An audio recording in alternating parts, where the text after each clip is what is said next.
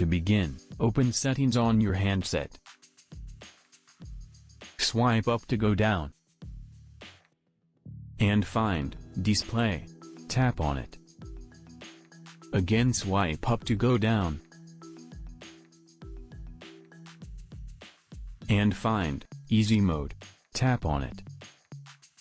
Read what will happen after enabling Easy Mode, and then tap the slider to enable this. Once Easy Mode has been enabled, you will notice the screen size and font will increase. Now go to Touch and Hold Delay.